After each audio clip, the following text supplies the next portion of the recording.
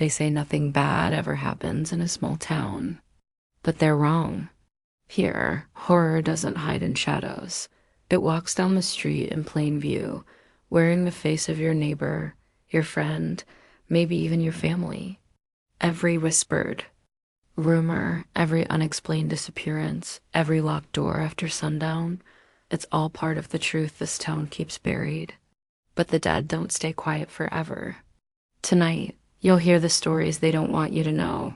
The ones that turn streetlights into warnings and friendly waves into silent threats. This is Midnight Truths, where the comfort of small town life is stripped away and you're left with the darkness that's always been here. If you think you can handle the truth, hit subscribe now and join us, because once you step into our town, you may never leave the same. They called it the Miller House, though no one in town had lived there for nearly 30 years. Its white paint had long since peeled to a weathered gray, and the sagging porch looked ready to collapse at the weight of a single step. My grandmother's home sat directly across the street from it, and I'd spent every winter holiday of my childhood there. I'd grown used to the way the Miller house loomed in the corner of my vision when I looked out her upstairs window, its dark windows staring back like hollow eyes. But one winter night, when I was 17, I learned those windows could stare at you for real. That year, a blizzard rolled in early. By evening, the snow had swallowed the sidewalks. The wind shrieked like a wild animal, and the power across the town went out. My grandmother's kerosene heater kept her living room warm, but upstairs was ice cold. She insisted I sleep in the spare room that night rather than the couch, so you'll get some real rest. I didn't argue. She was in her 70s and still insisted on climbing ladders to dust the top shelves, so arguing with her never got me anywhere. The room smelled faintly of cedar from the old wardrobe, and the only light came from the faint orange glow of a candle on the dresser. I was sitting on the bed, scrolling through my phone with what little charge I had left, when movement outside caught my eye. The street was pitch black. Every house on the block, including ours, was nothing more than a shadow against the snow. Every house except one, the Miller house dotted upstairs window, glowed with a soft, warm yellow light. It wasn't the harsh white of a flashlight or the flicker of a candle. It was steady, like the glow of a lamp.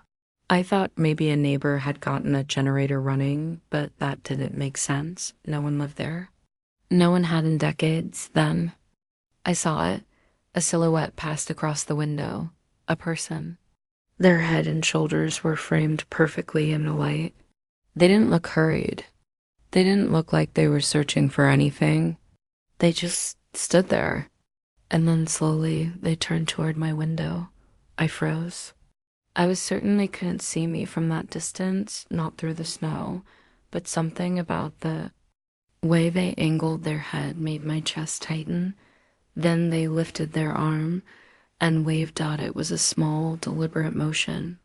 Not frantic, not friendly, just a slow acknowledgement, like someone recognizing you in a crowd. I must have stared for a full minute before I thought to close the curtains. When I did, my hands were shaking so badly I almost knocked the candle over. I told myself it had to be some kind of trick. Maybe the storm had messed with my eyes. But when I finally lay down, I couldn't stop picturing that figure in the window. The way they waved, slow and knowing. Around midnight, I woke, up to the sound of tapping. At first, I thought it was just branches against the glass. But when I sat up, I realized the sound was coming from the wall. 3 slow taps. Then silence. I didn't want to move, but curiosity overpowered fear. I got out of bed, crept to the window, and peeked out through the gap in the curtains. The Miller house window was still lit. The figure was still there. Only now they weren't standing at the window. They were much closer at first. I couldn't process it. Snow was blinding white in the moonlight, and for a second I thought I was imagining things. But then my eyes adjusted, and I saw footprints in the snow between our houses. They led halfway across the street and stopped. The figure stood there in the middle of the road, facing my grandmother's house. I couldn't see their face. They were too far, but I knew they were looking at me. I could feel it. I let the curtain fall shut and backed away from the window. My phone was dead, the landline downstairs wouldn't work without power, and my grandmother was asleep. In her room, I told myself to just get through the night, but the tapping started again. This time, it was on the window. I didn't look. I couldn't. I pulled the blanket over my head and waited, every muscle locked in place. After what felt like hours, the sound stopped, and at some point, exhaustion overtook fear. I fell asleep. When I woke up, it was late morning. The storm had passed, and sunlight streamed through the curtains. The first thing I did was rush to the window. The Miller house window was dark again. No figure, no light. But when I looked down at the street, my stomach dropped. The footprints were still there, frozen into the snow. They led from the Miller house all the way to the base of my grandmother's front steps. And then they turned around, retracing their path back to the Miller house. That was the last time I ever stayed in that spare room. For years, I told myself it was just a drifter, maybe someone sheltering from the storm in the old house. But last winter, my grandmother passed away, and I had to return to the house one last time to pack up her things. The night before I left, another snowstorm rolled in. The power went out, and the street was black again. I tried to ignore the urge to look out the window. I made it to midnight before I gave in. The Miller house window was lit, and someone was waving. I didn't wait to see if they came closer. I left the room, locked the door behind me, and sat in the dark living room until morning. When I finally worked up the nerve to tell one of the neighbors about it, their expression didn't change. They just nodded slowly, like they'd been expecting me to say it.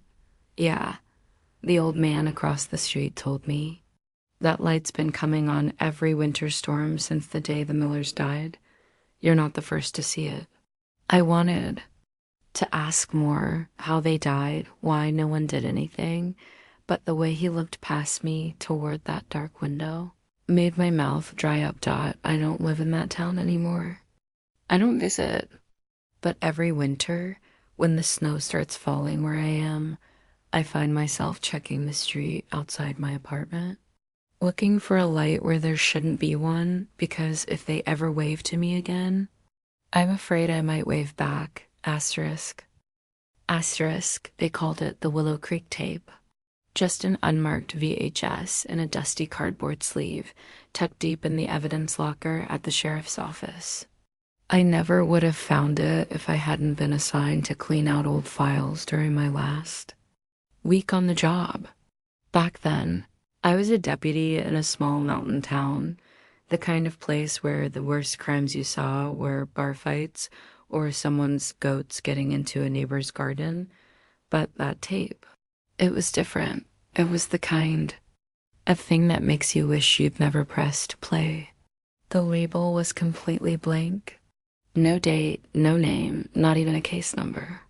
But it was heavier than it should have been, as if the film inside had soaked up something it shouldn't have. I almost tossed it in the discard pile, but curiosity got the better of me. We still had an old TV and VCR set up in the back office, so I popped the tape in. Static filled the screen at first. Then the picture flickered into view. The footage looked old, grainy, oversaturated, with that washed-out green tint cheap camcorders from the 90s always had at first. It was just a group of teenagers goofing around in front of the camera. There were 5 of them, 3 boys, 2 girls, maybe 16 or 17 years old. They wore flannel jackets and baseball caps, their breath misting in the cold air. Behind them was a squat, rusted building with a sign hanging crooked over the door. Even through the static, I could make out the faded words, Willow Creek slaughterhouse. It had been shut down for decades. Ever since a fire in the late 70s killed most of the livestock and part of the staff. Kids told ghost stories about it, but the building itself had just been sitting there, rotting into the earth. The teens were laughing, daring each other to go inside. One of the boys, tall, with a shock of red hair, turned the camera on himself and said, "We're gonna find the ghost of the butcher. If we don't make it out, tell my mom I love her." He grinned, but there was something in his eyes that made my stomach tighten even then. They went in. The inside was worse than I remembered. The walls were streaked with black soot from the fire, the windows boarded up, the floor littered with old hooks, chains, and broken machinery. Their flashlight beams cut through the dark in shaky arcs. They joked to cover their nerves, but their voices bounced off the walls in a way that made the place feel huge and empty. Then the camera caught something. It was quick. Just a shadow darting across the far end of the room, past the hanging chains. One of the girls noticed and asked if anyone else had seen it. No one answered her. They just kept moving deeper inside. Every few minutes, the tape would glitch, a burst of static, a warping of the picture, and each time something was different when the image came back. Once, the group's positions had changed, though there was no sign of a cut. Another time, there were shapes in the background that didn't match the space they were in, like glimpses of another place entirely. About 20 minutes in, they reached the slaughter floor. The camera panned over rusted tables and cracked tiles. Something dripped steadily from somewhere, a sound too clear for an abandoned building. One of the boys muttered, "What the hell is that?" And the group went silent. That's when I heard it. A wet, heavy sound like footsteps in mud. Slow. Getting closer, the flashlight beams swung wildly. They called out, "Who's there?" But there was no answer. The sound stopped. Then, from somewhere behind the camera, a low, ragged breath. The camera jerked, spinning around, and for a split second, there was something in the light. Not a person. Too tall, too thin. Its skin was pale, stretched tight. Over bone, its head lolling to one side as if it couldn't quite hold itself up. Its mouth hung open, but there were no teeth. Just a black, gaping hole. The screen erupted in static. When the image returned, the group was running. The camera swung wildly, catching glimpses of the floor, the walls, a smear of blood on the lens. Someone was screaming, a deep, animal sound that didn't seem like it could come from a teenager.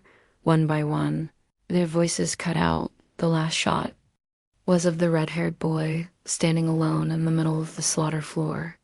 The camera was low to the ground, as if it had been dropped. He didn't move, didn't blink. His head tilted slightly, just like the thing they'd seen. And then, as the static began to swallow the picture, his mouth opened into that same black void. The tape cut to blue screen. I sat there for a long time after it ended, the VCR humming quietly in the silence.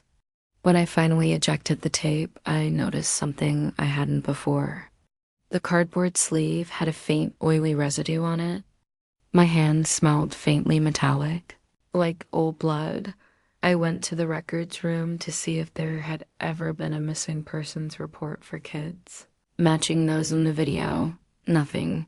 No open cases, no reports from that time period. It was as if they'd never existed. I thought about taking the tape home, showing it to someone else. But the idea made me feel physically ill, like I'd be spreading something if I did. Instead, I put it back in the sleeve, slid it onto the deepest shelf in the locker, and locked the door. A week later, I left the sheriff's department for good. I moved 2 states away, thinking I could put it behind me. But 2 months ago, I got a package in the mail. No return address. Inside was a single VHS tape in a plain sleeve. No label. It was heavier than it should have been. Asterisk, in our town, People used to whisper about something they called the Hollow Boy. It wasn't the kind of story you found in books or online. It was the kind that spread in low voices at sleepovers or during long walks home from school. The kind that made you glance over your shoulder without realizing it. They said the Hollow Boy looked like a child of about 10, pale skin, dark hair, thin as a scarecrow. But if you got close enough, you'd see he had no eyes, just smooth, empty skin where they should have been, and he never spoke, never made a sound. Unless you whistled Dot, the rules were simple. If you whistled after dark and the Hollow Boy heard you, he would come. No one knew exactly what he would do if he found you. Some claimed you'd disappear, others that you'd wake up somewhere, deep in the woods, days later, with no memory of how you got there. Dot, it was just a story. Or at least that's what I thought when I moved here at 13. Dot, my first winter. I made friends with a group of kids who loved daring each other to do stupid things. They'd ride their bikes into the old rail tunnel, break into the abandoned fairgrounds, and try to spend the night in the cemetery on Halloween. That December, we were walking home from a basketball game when one of them, Ryan, brought up the Hollow Boy. You know he's real, Ryan said. My cousin saw him by the bridge last year. Said he was just standing there looking at him. No eyes, just skin, like a doll. I laughed it off, but Ryan's voice had the kind of conviction you can't fake, that you won't whistle. Another kid, Jeremy, said, "Right now, see if he comes." It was stupid. It was freezing. And we were only a block from my house. But I wasn't about to chicken out in front of them. Dot, so I did it. One short, sharp whistle that hung in the cold air like a dare. The others laughed and shoved me, and we kept walking. Nothing happened. Dot, until that night. I woke to the sound of tapping, 3 slow taps against the glass of my bedroom window. I thought it might be a tree branch, but my room was on the 2nd floor.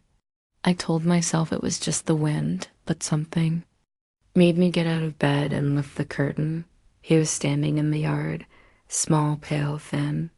His head tilted back so his eyeless face was pointed right at me. He didn't move, didn't speak, just stood there, still as a shadow. I dropped the curtain and backed away from the window. My heart was pounding so hard I could hear it in my ears. I stayed awake until dawn, staring at the door like it might burst open at any second. The next day, I told Ryan and Jeremy what I'd seen. They went quiet. "You're not supposed to look at him," Ryan said finally. "Once you do, it's worse." I asked him what that meant, but he just shook his head. Over the next week, I saw him 3 more times. Always after dark, always just standing there. Once by the lamppost at the end of the street, once across the road from the grocery store, and once in my driveway. Dot, by then, I was barely sleeping. I started keeping my curtains shut all the time, but even then, I'd feel it, that prickling on the back of my neck that told me he was there, watching. One night, I woke to a sound that froze me in place, whistling. Dot, it was soft, almost playful, but it was coming from inside the house. I grabbed the baseball bat from beside my bed and crept to the door. The whistling stopped as soon as I stepped into the hallway. My parents' room was at the other end, their door shut. Everything was silent. I didn't sleep at all that night. Dot, the next morning, my mom asked if I was feeling okay. She said I looked pale, tired. I told her I was fine. But as she poured her coffee, I noticed something that made my stomach twist. On the kitchen counter, drawn in the thin layer of dust near the window, was the shape of a small handprint. I started researching. There wasn't much online, but I found a single forum post from 10 years earlier. The writer claimed the Hollow Boy had been around for generations, maybe longer. They said once you whistled and saw him, you couldn't get rid of him, that he didn't just watch, he waited. And when the time came, he would take something from you. 2 nights later, I found out what they meant. Dot, it was just after midnight. When I woke to a cold draft, my bedroom window was open. I never left it open in winter. I turned toward it, and he was there. Inside, he didn't move toward me. He just stood in the corner, head tilted, empty face turned my way. The room seemed to grow colder with each breath I took. My bat was still by my bed, but I couldn't make myself reach for it. I couldn't move at all. Then he raised his hand, slow, deliberate, and pointed at me. I don't remember what happened after that. I woke the next morning in my bed, the window shut. But everything felt wrong when I went downstairs. My parents were gone. Both cars were in the driveway, their coats still hanging by the door. But the house was empty. I called their phones. No answer. I called the police. They searched for days. No sign of them. It's been 10 years. I never found them. No one ever believed me when I told them about the hollow boy, but every now and then, especially in winter, I hear it. That soft, playful whistling in the dark. And I know he's still out there, watching, waiting. I don't whistle anymore, but I think one day I might hear him whistle my name. Her name was Evelyn Cole, and for 5 years she was my neighbor. We weren't close friends, but we had that easy kind of neighborly familiarity. A polite wave in the driveway, small talk while taking out the trash, sometimes a quick chat. Over the hedge when she was tending her roses.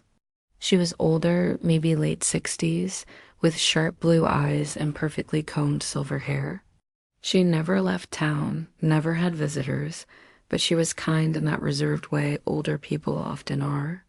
I'd moved into my house in early spring, and by the end of that first summer, Evelyn had become a quiet constant in my life. The first time something felt off was the day she brought me a pie.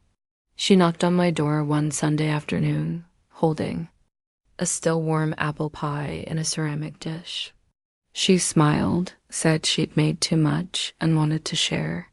I thanked her, took the dish, and noticed her hands were ice cold, even though the day was sweltering. I figured she just kept her house chilly. That night, I left the dish in the sink to wash later. The next morning, it was gone. I thought maybe I'd put it in a cupboard and forgotten, but I never saw it again. Over the years, I'd see her almost every day. She'd be out sweeping her porch in the morning, watering her roses at sunset. Always the same routine. But the strange thing was, I never saw her go anywhere. No car ever pulled into her driveway. She never walked to the corner store. No mail ever piled up, but I never saw a mail carrier stop there either. One winter, during a particularly bad snowstorm, I noticed her lights were still on late into the night. I was up working on some paperwork, and every time I glanced through my blinds, I saw that soft yellow glow in her living room. Around midnight, I thought I saw her at the window, just standing there, looking out into the dark. The next morning, the snow was knee-deep, and I realized there were no footprints on her walkway. None. The snow was perfectly smooth from the porch to the street, like no one had stepped outside at all. By spring, I'd started to feel uneasy around her. She was still polite, still smiled, but there was something in her gaze, like she knew something I didn't, something she wasn't going to tell me.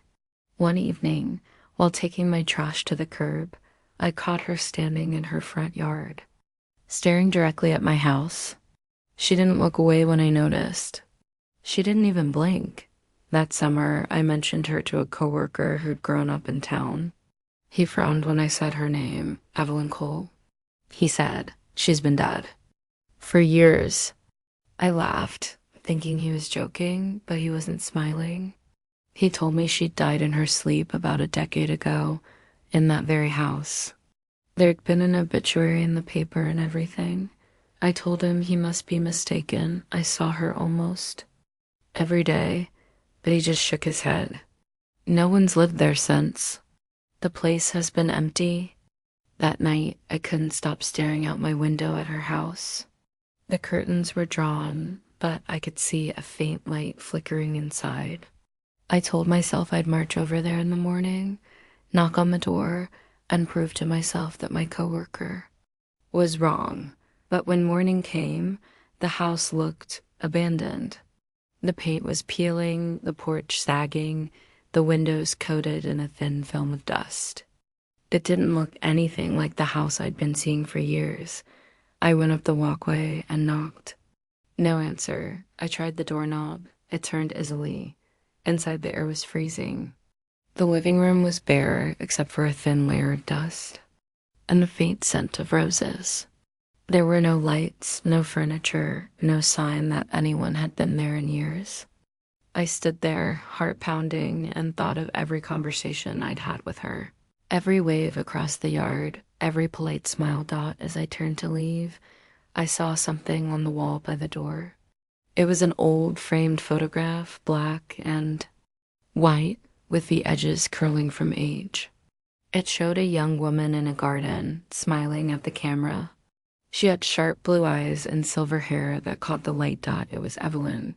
And standing just behind her, in the shadow of the roses, was me. Dropped the frame and stumbled outside. The next day, I put my house up for sale. I didn't care if it sat on the market for years. I was leaving. 2 weeks later, on my last night there, I woke to the sound of tapping on my bedroom window. I opened the blinds. She was standing in my yard, smiling, her sharp blue eyes locked on mine. I moved before dawn. I don't know if she followed me. I haven't seen her since. But sometimes when I'm walking home late at night, I catch a flicker of movement in the corner of my eye. A woman with silver hair, standing just far enough away that I can't be sure. I tell myself it's just my imagination. But deep down, I know better. They called it the house on Hollow Bend. On the edge of our little town, past the gravel roads and rusted fences, it stood alone, a crooked, decaying farmhouse with windows that looked more like open mouths than glass panes. Everyone in town said it was abandoned, but I knew better. I'd seen a light flicker in the upstairs window more than once, a cold yellow glow that appeared for a few seconds before vanishing. It wasn't the sort of thing you forgot, especially not in a place like ours, where the biggest excitement most nights was a barking dog or a broken street lamp. I had no reason to go there, no reason at all, until the night my younger brother disappeared. It was a stormy Thursday in November when it happened. He'd been walking home from his friend's place, just 3 streets over, but he never made it back. The police searched everywhere, combed the fields, even dragged the creek, but they came up with nothing. They called it an unfortunate accident, a phrase that burned itself into my mind like a curse. I knew my brother didn't just vanish. Someone or something took him, and every fiber in my being told me that the thing that took him lived in that house on Hollow Bend. I didn't tell anyone what I planned to do. Not my parents, not my friends. At midnight, I left the house with nothing but a flashlight and the folding knife my father kept in his toolbox. The walk to Hollow Bend was longer than I remembered. The trees seemed to crowd in on me, their branches skeletal in the wind. By the time I reached the house, the storm had settled into a cold drizzle, coating everything in a thin, shining film. The front door hung slightly open.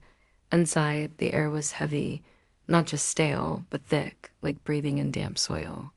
My flashlight beam quivered as I swept it across the living room. The furniture was still there, a couch with its stuffing spilling out, a table with one leg snapped. It looked like the owners had just walked out one day and never returned. But there was something else, too, the smell. Sweet and metallic, like rust mixed with rotting fruit. It made my stomach twist. I called out for my brother. My voice sounded small, swallowed by the walls. Somewhere upstairs, a floorboard creaked. My flashlight flickered, and in that split second of darkness, I thought I heard breathing. Not my own, something slow and deliberate. My heart pounded so hard I could feel it in my throat, but I forced myself toward the staircase. Each step groaned under my weight, and halfway up, I noticed something carved into the wood of the banister, dozens of tiny scratches clustered together like claw marks dot at the top of the stairs. The hallway stretched into darkness. Doors lined each side, most of them closed, except for the one at the far end. From it, that faint yellow glow leaked into the hall. I walked toward it, each footstep feeling like it might be my last. Inside, the room was empty except for a rocking chair in the center. It moved slowly, back and forth, though there was no wind. My flashlight beam caught on something on the floor, a small, crumpled hoodie. My brother's. I rushed forward, grabbing it, but before I could even process the relief of finding something of his, I heard a sound from behind me. It wasn't footsteps, not exactly, more like the dragging of something heavy across the floor. I turned, and my light caught a figure standing in the doorway. At first, I thought it was a man, but its arms were too long, its head bent at an unnatural angle. Its eyes, if you could call them that, were hollow pits, but they reflected my flashlight like animal eyes. It made a sound then, low and wet, somewhere between a growl and a whisper. I froze. My legs screamed to run, but my body wouldn't move. The thing stepped closer, its hands pale and twisted, reaching out toward me. I snapped out of it and bolted past it, slamming into the wall as I tore into the hallway. I could hear it following, the dragging sound faster now. Down the stairs, through the living room, out into the rain. I didn't stop until my lungs felt like they were tearing apart. When I finally turned around, the house was just a shadow on the hill. No lights, no movement. I clutched my brother's hoodie all the way home, but I didn't tell my parents what I'd seen. They wouldn't believe me. And maybe I was still trying to convince myself it wasn't real. That night, I couldn't sleep. I kept hearing the sound of that dragging, kept seeing those empty eyes. Around 3 a.m., my phone buzzed. It was a text from my brother's number, just 2 words, "Help me." My hands shook as I replied, asking where he was. A few seconds later, I got another message, an address I didn't recognize. The next morning, I skipped school and followed the address. It led me to a field on the far side of town, the grass tall and swaying in the wind. There was nothing there, no buildings, no roads. But in the center of the field was a trapdoor, half buried in dirt. My stomach turned as I lifted it, revealing a narrow staircase descending into darkness. The smell hit me first. Stronger now, almost unbearable. I made my way down, the light from my phone barely cutting through the gloom. The walls were damp, the floor uneven. And then I saw them, dozens of small wooden boxes stacked along the walls. I opened one. Inside, wrapped in cloth, was a small shriveled shape, a hand, a child's hand. I stumbled back, my chest tightening, and that's when I heard it. The same slow, wet breathing from the house dot. It came from deeper in the tunnel, where the darkness seemed to pulse like a living thing. My phone light caught movement, a shape crawling toward me, its limbs bent at impossible angles, dragging something behind it. I didn't stay to see what. I ran, my breath ragged, the smell clinging to me even in the open air. I never told anyone about the trapdoor. I burned my brother's hoodie. But sometimes, late at night, I hear my phone buzz, and I see his name light up the screen. I never answer. I'm afraid that if I do, I won't be the one who hangs up. They say old houses have memories, that their walls soak up every whisper, every scream, and every footstep from the lives they've sheltered. In our small town, there's one house that people cross the street to avoid, even in daylight. It sits at the end of Wren Hollow Road, a crumbling Victorian with peeling paint, sagging shutters, and a garden overrun with thorny weeds. But the strangest thing about it is that it's never truly empty. Tenants move in, stay a few months, and leave abruptly, abandoning furniture, clothes, sometimes even their pets. No one stays long enough to make it feel like home. No one except for the boy I once knew, my best friend, Daniel Hart. We were both 13 the summer Daniel's family moved into that house. He was excited. They had been living in a cramped apartment above his father's repair shop, and the Victorian seemed like a palace to him. He kept telling me about the spiral staircase, the stained glass windows, the massive attic he planned to turn into a game room.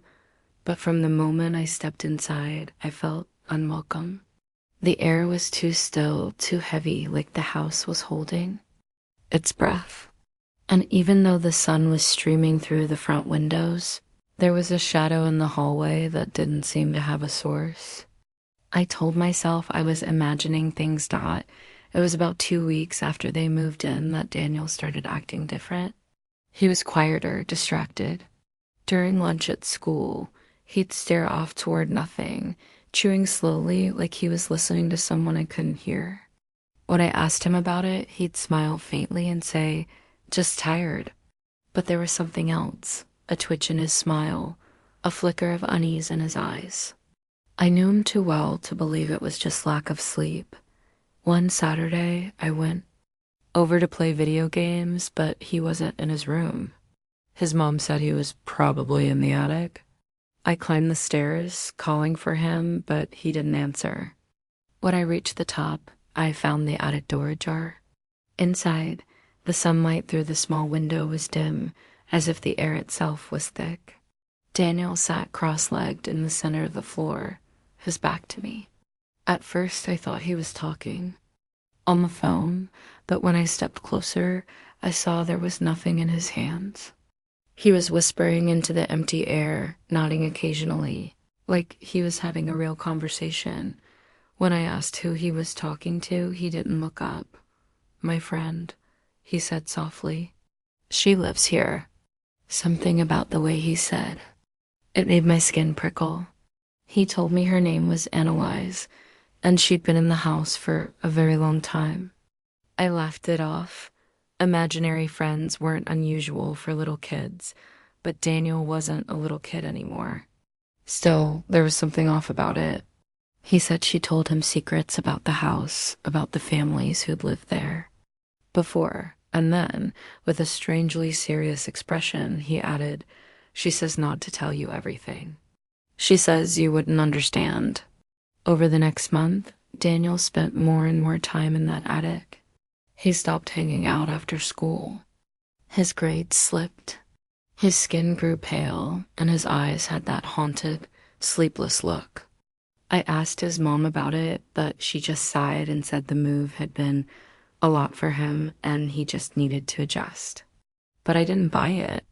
Every time I went over, I'd hear faint murmurs from the attic, his voice, and sometimes just barely another voice. High-pitched, almost melodic, but with a coldness that made my stomach twist. One rainy afternoon, I decided to sneak into the attic when Daniel wasn't home. His family was out at the grocery store, and I told myself I just wanted to see if there was something up there, some kind of clue about what was happening to him. The door creaked loudly as I pushed it open. The air smelled faintly of mildew, and something sweeter, like rotting flowers. There was nothing unusual at first glance, just dusty boxes, old furniture draped with yellowed sheets, and a trunk in the corner. But when I stepped inside, I heard a sound behind me, the soft scrape of wood against wood. The attic door swung shut on its own. I froze. The room grew colder, my breath fogging faintly in the dim light. And then, from the far corner, I heard a giggle. It was a child's giggle, but it was wrong. Too slow, too drawn out, as if it had been dragged through something viscous before reaching my ears. I turned toward the sound and saw movement under one of the sheets. My first thought was that a raccoon or cat had gotten in, but then the sheet began to rise and shift, as though someone beneath it was standing up. The giggle came again, closer. This time, and I bolted for the door, When I yanked it open, Daniel was standing there. His face was pale, his eyes unfocused, but he smiled faintly, as though he'd been expecting me. "She doesn't like it when people come in without asking," he said. I tried to laugh it off, to call him crazy, but my voice shook. "There's no one here," I told him. He tilted his head slightly. "She says you should go home now, before she decides she doesn't like you either." After that, I avoided the attic. I avoided Daniel too, though I hated myself for it. But it was like the boy I'd known was slipping further away with each passing day. Sometimes I'd see him walking home alone, lips moving as if he was deep in conversation with someone invisible. Other times, I'd see him staring out of the attic window at night, his face pale in the moonlight, his eyes fixed on something I couldn't see. And one day, he was gone. His family packed up in the middle of the night, leaving furniture and clothes behind. I went to the house the next morning, but it was locked and silent. The neighbors said they'd heard shouting the night before, a woman's voice screaming, "Get out of him," followed by the slam of a door. No one saw them leave. Months passed, and the house sat empty again. But sometimes when I walked past, on my way home, I'd see a flicker of movement in the attic window. Once, I thought I saw Daniel's pale face staring down at me. And just for a moment, I could have sworn he smiled. Years later, long after I'd moved away, I got a call from an unfamiliar number. When I answered, there was nothing but silence for a moment. Then a faint, high-pitched giggle trickled through the speaker, and beneath it, a boy's voice, older now, but unmistakable. "She says she's been waiting for you." The line went dead. I haven't gone back to Rain Hollow Road since. But sometimes, when I'm alone in my apartment, I hear faint whispers, coming from the corners of the room. I try to tell myself it's just my mind playing tricks. But deep down, I know she's found me. And if she's found me, she's not going to leave. Asterisk. In the quiet little town of Ashwick Hollow, everyone knew everyone, or at least they thought they did. It was the kind of place where people left their doors unlocked and waved at passing cars. But beneath the painted smiles and tidy lawns, there was one thing everyone avoided talking about: the Carter house. The large, two-story Victorian sat at the far end of Willow Street, its once bright white paint now gray and curling with age. It had been abandoned for over 40 years, ever since the Carter family vanished without a trace one stormy night. The police found dinner plates still on the table, candles burned down to stubs, and the front door wide open. But no sign of the family, not even footprints in the mud outside. To outsiders, it was just another ghost story. But to Ashwick's residents, the Carter house was something much worse. Strange lights were seen through its windows on moonless nights, and sometimes people swore they heard a piano playing softly inside, even though the electricity had been cut decades ago. Every few years, some daredevil teenager would try to spend the night there just to prove they could, but they never made it until morning. They'd stumble home before dawn, pale, trembling, and unable to explain what they'd seen. I had never been one of those reckless types, but my cousin Eli, he didn't know when to quit. He came to stay with me one summer, bringing nothing but his guitar and his endless need to push boundaries. On his second night in Ashwick, we walked past the Carter house, and I made the mistake of telling him the story. His eyes lit up like a kid on Christmas. "You're telling me," he said, "there's a haunted house in town and no one's ever tried to figure out what happened? That's pathetic. We should go." I laughed it off at first, but Eli didn't let it go. For days, he brought it up at every opportunity, weaving elaborate theories about the family's disappearance. Finally, worn down by his persistence, I agreed, but only if we went during the day. The air felt heavier the closer we got. The grass in the yard was waist-high, bending under its own weight. The front door, swollen from years of rain, hung, crooked on its hinges. As soon as we stepped inside, the air changed. It was colder, denser. Dust motes swirled in the shafts of light streaming through the cracked windows. The house smelled faintly of mildew and something sweeter, like rotting flowers. We wandered through the rooms, our footsteps muffled by thick layers of dust. In the dining room, the table was still set, plates, silverware, and wine glasses clouded with grime. A single candle sat in the center, burned almost to nothing. Then we heard it, a faint piano melody drifting from upstairs. We froze. "There's no one here," Eli whispered, though his voice shook. "Maybe it's the wind." The tune was slow, deliberate, almost mournful. We followed the sound up the stairs, each creak of the wood making my stomach tighten. The hallway was lined with closed doors.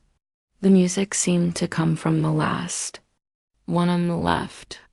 Eli reached for the knob, and the music stopped. The silence was deafening. He opened the door, and we both stepped inside. The room was empty, except for a covered piano in the corner. The sheet draped over it was pristine white, untouched by dust. My skin prickled. Everything else in the house was coated in grime, but this was perfect. Eli pulled the sheet away, revealing a gleaming black piano, its surface reflecting our pale faces. "It's beautiful," he murmured, sitting on the bench. He pressed a single key. The sound was rich and full, echoing in the room, and then, without touching another key, the piano began to play on its own. We both stumbled back, but Eli didn't move far. His eyes widened, not in fear, but fascination. "This is it," he said, almost breathless. "This is the truth no one wanted to know." The music swelled, and suddenly Eli's hand slammed onto the keys, not by his own will. His fingers flew across them, the melody turning frantic, dissonant. He gasped, trying to pull away, but it was like his hands were glued to the ivory. His body trembled, sweat beading on his forehead. "Help me," he shouted. I grabbed him, trying to pull him from the bench, but something cold wrapped around. My wrists sit invisible but solid. The air in the room thickened, and for a moment I couldn't breathe. Then, as suddenly as it started, the music stopped. Eli slumped forward, his hands sliding from the keys. I caught him before he hit the floor. We didn't speak on the way home. That night, Eli developed a fever. He muttered in his sleep, his words incoherent except for one phrase he repeated over and over, play it again. Over the next few days, he grew worse. His skin turned pale, and his eyes sank into dark hollows. The doctors couldn't explain it. They said his body was shutting down, but they couldn't find a cause. One night, I woke to the sound of music, the same piano melody coming from downstairs. My stomach twisted. I found Eli sitting in the dark living room, hunched over my grandmother's old upright piano. His fingers moved rapidly across the keys, but his eyes were blank, unseeing. "Eli," I whispered. Stepping closer, his head jerked toward me, and for just a second, his eyes were in his own. They were pitch black. I lunged forward, slamming. The piano lid shut, and he screamed. It wasn't his voice. It was dozens of voices at once, layered and distorted.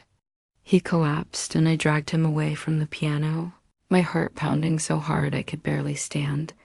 The next morning, Eli was gone. His bed was made, his belongings packed, as if he'd never been there. The only thing he left behind was a folded piece of paper on the kitchen table. It read, "Don't look for me. Don't go back. And if you hear the music, run." I wish I'd listened. 2 nights ago, I heard it again, faint, drifting through my window from somewhere down the street. And this time, it's getting closer, asterisk. They say the dead don't come back, but in Hollow Creek, everyone knows that's a lie. My name's Rachel, and I spent most of my life trying to forget that place.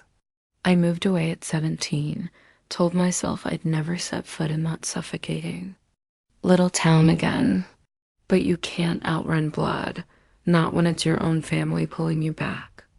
My Aunt Martha died last winter, a woman I barely remembered except for her bitter smile and the way she used to stare at me like I'd done something wrong just by existing. The letter came from a lawyer saying she'd left me her house. I didn't want it. I didn't even want to see it. But my mother insisted I go, settle the estate, and sell it. Just a weekend, she said. It'll be quick. She didn't know how wrong she was. The drive into Hollow Creek felt like slipping into a photograph that had been rotting in a drawer for decades. The same sagging houses, the same crooked street signs, the same heavy, damp air that clung to your skin. My aunt's house was at the edge of town, surrounded by woods so dense the afternoon sun barely broke through. The moment I stepped inside, I understood why I'd always felt uneasy around her. The air smelled faintly of iron, and the walls were lined with crosses, charms, and jars filled with strange things floating in cloudy liquid. She'd been preparing for something. I told myself it didn't matter. I'd pack what I could, let the realtor handle the rest, and be gone. But that night, lying in her bed, I heard the first knock. It was soft, hesitant, like someone tapping on the wall beside my head. I sat up, listening. It came again, from inside the room this time, though I could see the walls were solid and bare. I didn't sleep at all, and when the sun rose, I nearly convinced myself it had been a dream. That morning, while sorting through her papers, I found a leather-bound notebook.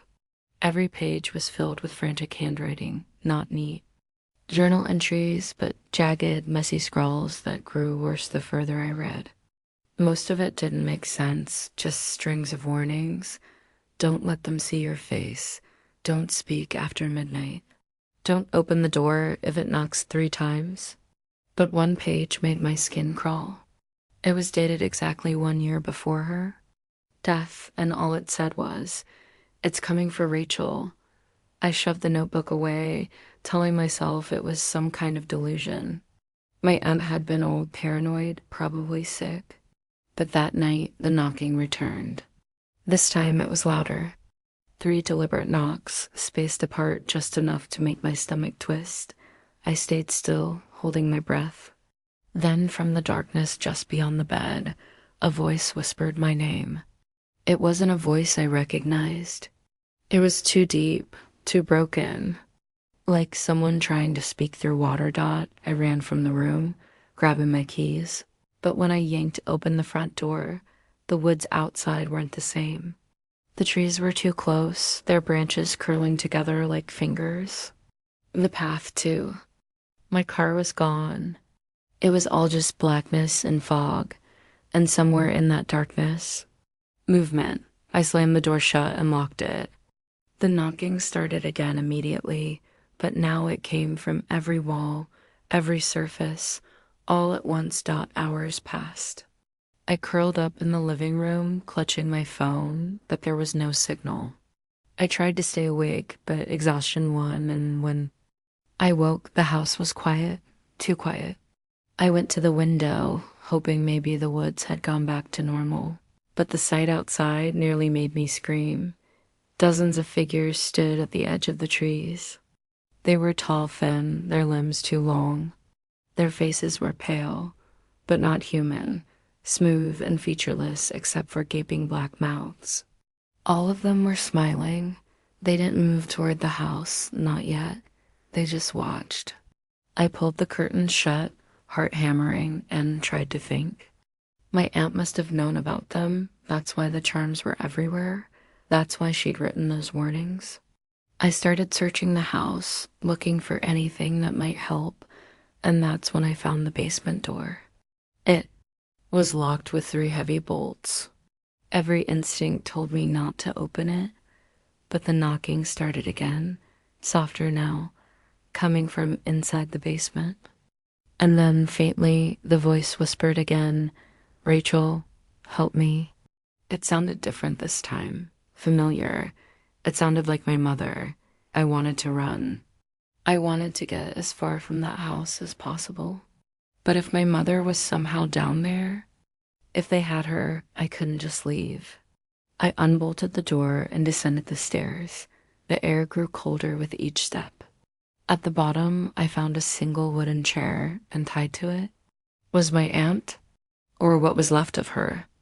Her head lolled forward, skin gray and tight against bone. But then she lifted her face.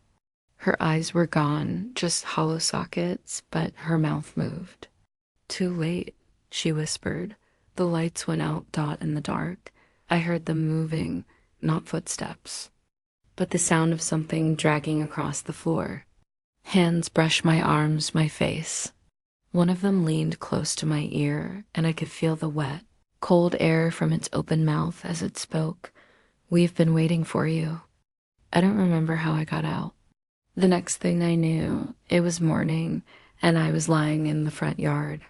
The woods were back to normal. My car was there.